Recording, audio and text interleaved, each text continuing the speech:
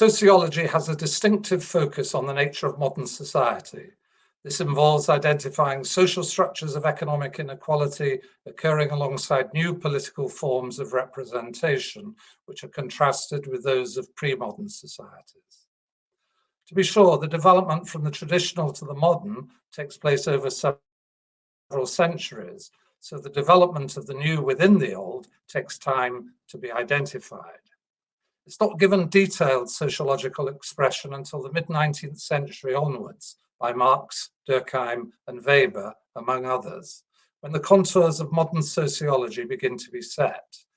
They've remained relatively unchanged since then, with class a central focus of the discipline and a defining feature of modern society. However, the meaning of class is not straightforward, and that's what I want to explore today. Usually, it's identified with an economic order of market and exchange relationships. This involves the production of commodities for the market, utilizing labor alongside other means of production. Here, labor, or more properly as Marx would put it, labor power, the capacities embodied in labor, itself becomes a commodity, sold and purchased on the labor market. The difference between the returns going to the owners of the means of production and those going to labor are understood to be a surplus that is appropriated by the owners. This is contrasted with earlier forms of economy. Here, labor is understood to be bound in relations of obligation to a master, as in medieval artisanal guilds, or through work on the land of a lord, as in feudalism, where labor was exchanged for the right to use some of that land for subsistence and access to common land for foraging and the keeping of livestock. Traditional or feudal society, then, is understood as a social order in which economic relations are embedded in communal relations. These involve estates or status groups organized both vertically and horizontally, as Weber in particular argued. For example, an estate was made up of those associated with a specific activity or function, such as agriculture, commerce, or the military and church. In the case of the former, for example, this involved hereditary owners of landed estates, as well as those involved in work on their land, tied in relations of dependence and reciprocal obligations. Typically, that status was registered by their description as agricultural servants. Status groups represented those in privileged positions and were maintained by endogamy, that is, marriage among the members of the group. Thus, the families associated with landed estates may also provide officers and officials within the military and church, especially those of highest rank. The commercial estate, associated with the guild organization of production, also organized in terms of master and servant relations, may involve wealthy individuals, but they were less likely to be incorporated into the highest status group, thereby making them an ideal vehicle to carry aspirations for a different economic order.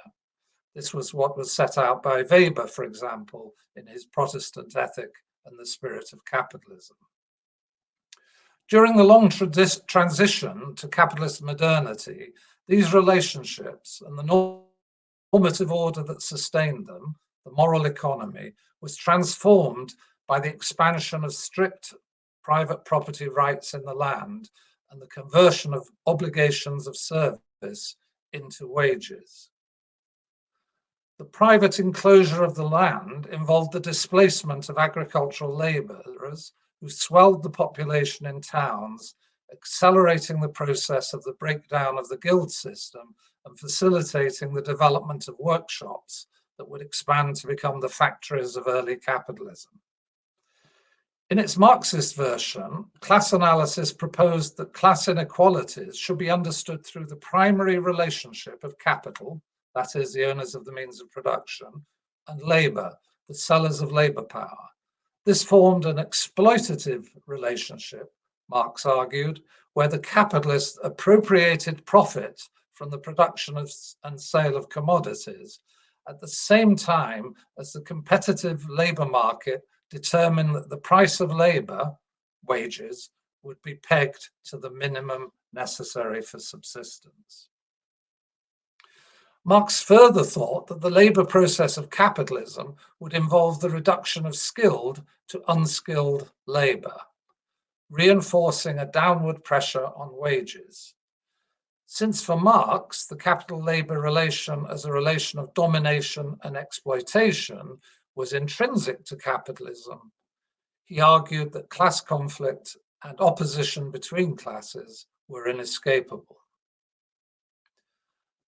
And on this understanding, the sociological conditions of capitalist production also produced circumstances in which workers would become increasingly aware of their collective interest in pressing not just for higher wages, but for the overthrow of the wages system itself and the transformation of capitalism.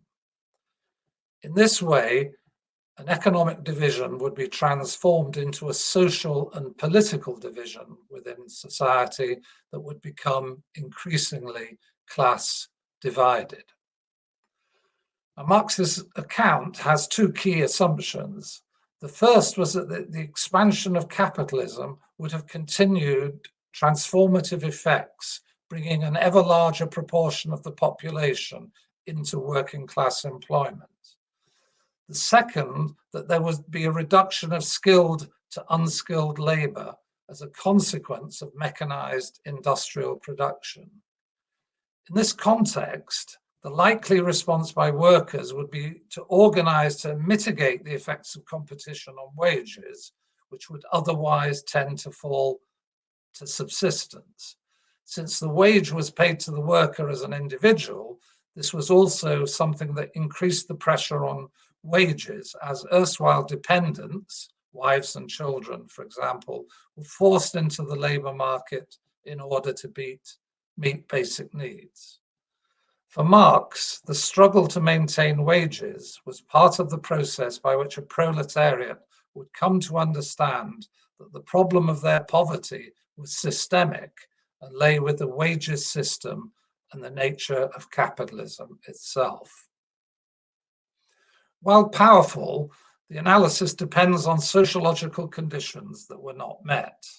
Marx and other sociologists neglected the fact that wages also depended on the supply of labour, and labour itself needed to be reproduced. In other words, high working class fertility was an issue of early capitalism, contributing to the supply of labour, but families could also seek to control family size as part of what became known as the demographic transition in late 19th century Europe from high to low birth and death rates. Lower death rates also indicated an improvement in the conditions of life, which indicated a shift away from the idea of general impoverishment as outlined in Marxian theory. The emigration of a surplus population in Europe to participate in colonial settlement in European colonies also affected the domestic labour supply, as well as contributing to the wider processes of the import of cheaper foodstuffs from overseas plantations and other kinds of revenue for domestic use. Similarly, whereas high birth rates contributed to a gendered division of labour, their fall also provided opportunities for women to have longer spells in the formal labour market without direct responsibility for children. Equally, the development of capitalism seemed not to be associated with a general reduction of skilled to unskilled labour, but new forms of skill and new occupations, for example, in white-collar work and retail, associated with the rise of mass consumption.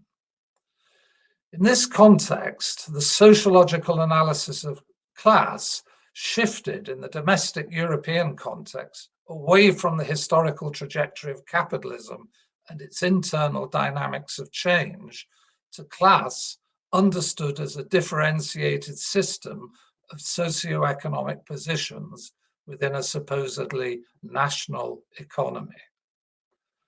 This Weberian influenced class analysis shifted away from the two-class model proposed by Marx to one of multiple classes, now presented hierarchically rather than in oppositional terms.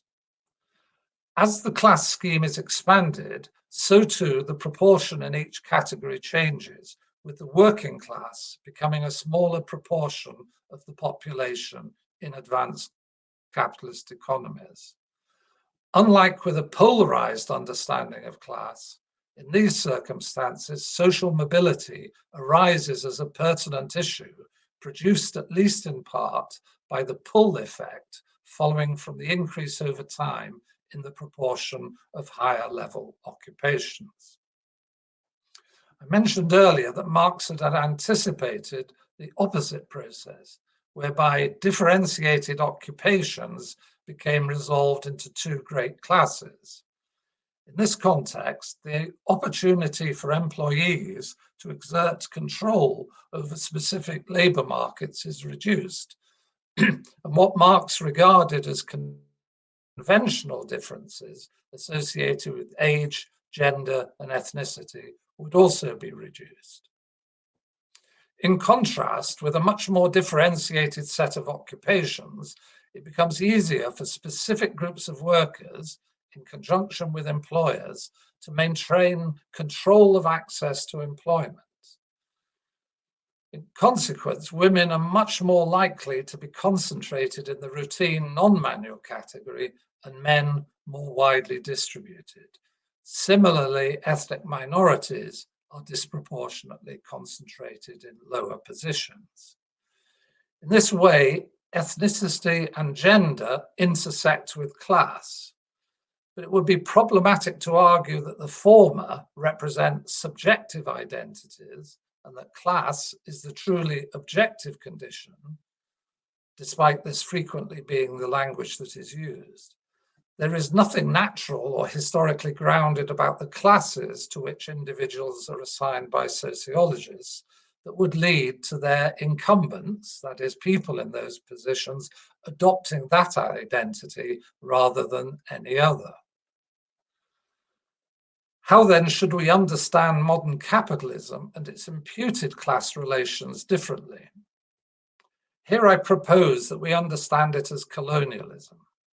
This is not to argue for an idea of colonial capitalism as if the two bore a contingent relation and that colonial capitalism is one of the possible forms that capitalism can take.